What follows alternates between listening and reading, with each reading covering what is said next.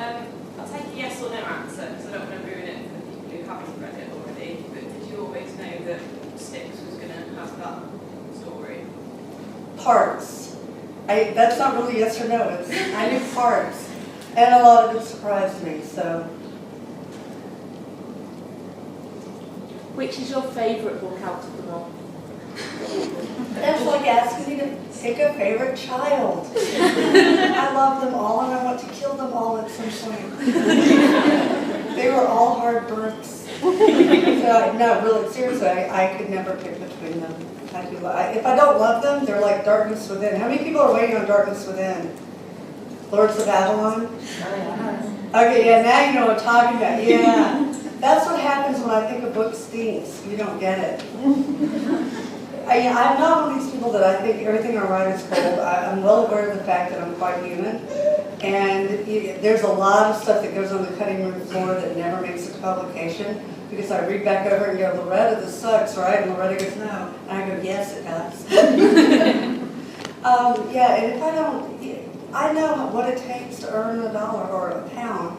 And the one thing I'm never going to do to a reader is I'm never going to ask you to pay for something that I don't feel is my best work. So if I ever think that it stinks, it's going to sit on my computer forever until I die and my kids go, hey, eBay.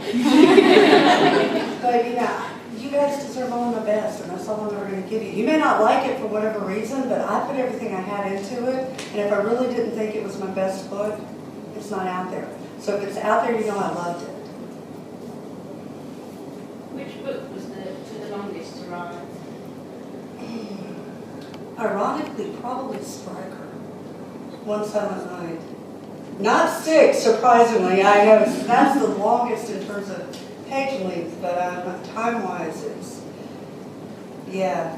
Oh, no, actually, the longest one, Darkness Within! The darn Lords of Babylon, what am I saying?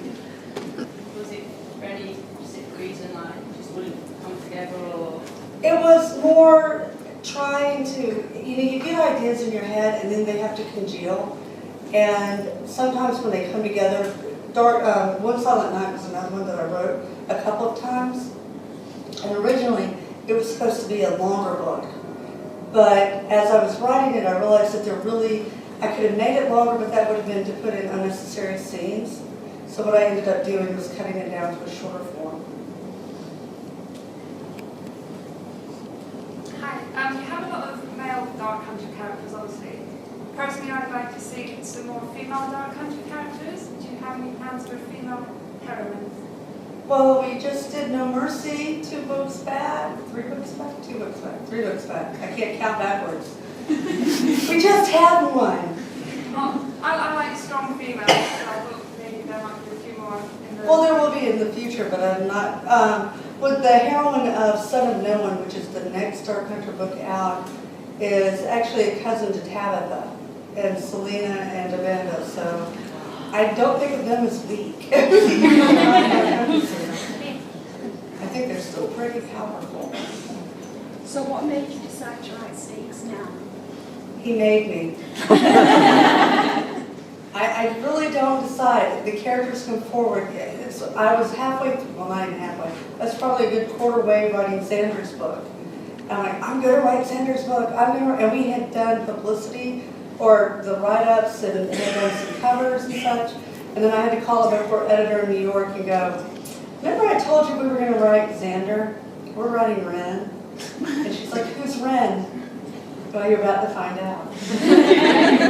She'll be happily writing, and the character will be like, he's a loser.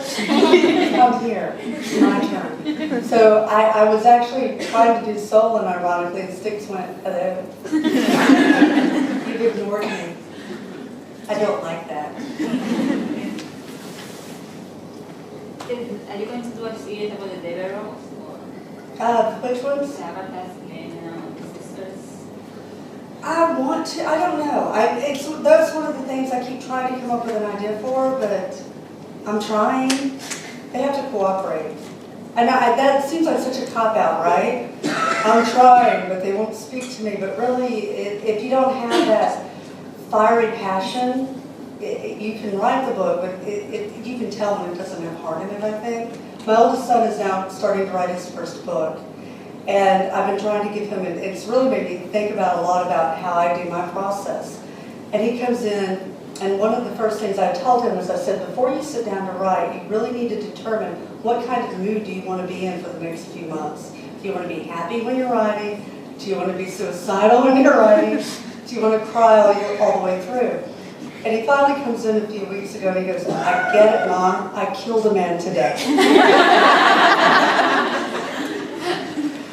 To most people that would sound, well, okay, even to me, I'm like, did you back over them in the car? And it's like, no, I killed them on paper and I feel so bad. I understand now what you mean. And when he was first starting to write, he came in and he's like, Mom! And he throws himself against the wall like he used to do when he was 2 years old.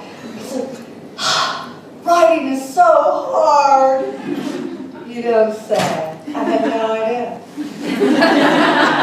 No, Mom, you don't know what it's like. There they are, and they're running this way, and they're running that way, and I keep trying to put them in the corner, and they won't stay, and then they come over here, and they won't say what I told them to say. They say something else, and I wasn't prepared, and I don't know what to do. And I looked at him and said, welcome to parenthood.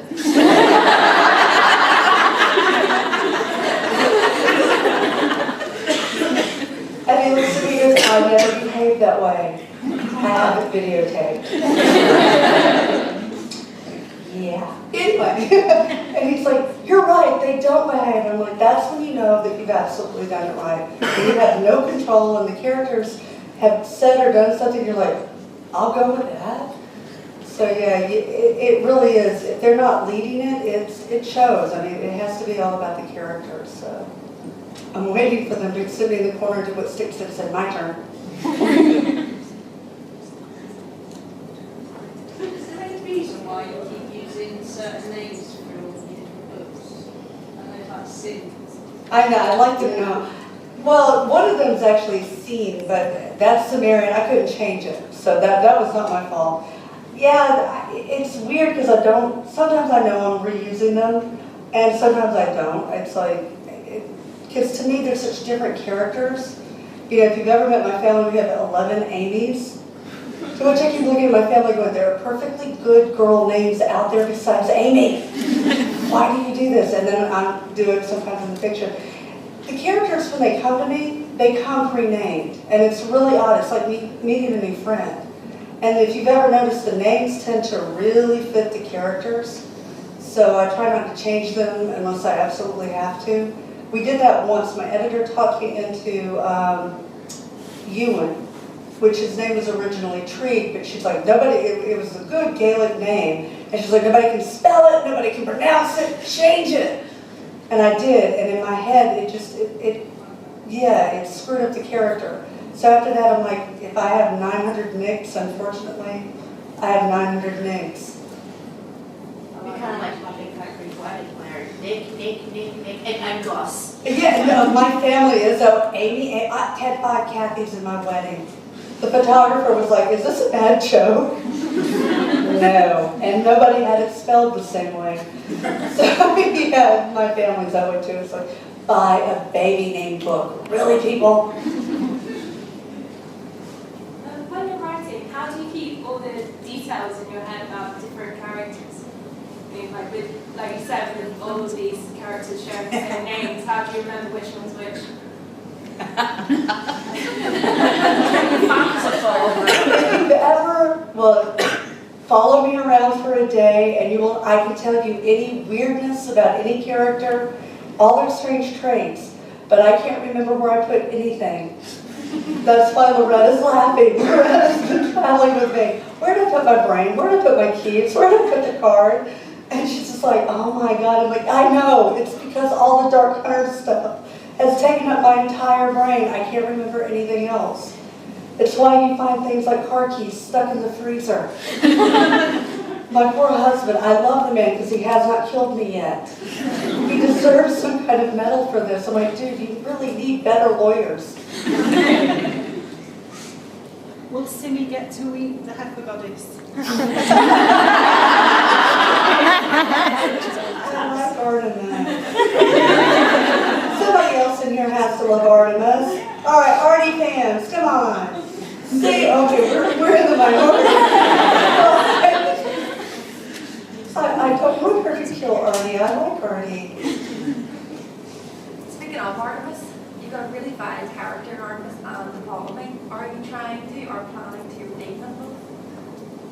Wait, okay, I heard Apollomy and, Oh, sorry. So Apollo and Artemis, both quite vile characters. Are you trying to or planning to redeem them? I don't think I have to redeem Apollomy. I like her, she's vicious, it's fine. With Artemis is, it's weird, I don't think of her as redeeming really. It's kind of like Styxx. I know what made them do what they've done. So I don't think it's really redeeming as much as understanding. And whether or not I'll ever do their book, maybe. If they don't die. To get back to that Nicole and the duct tape.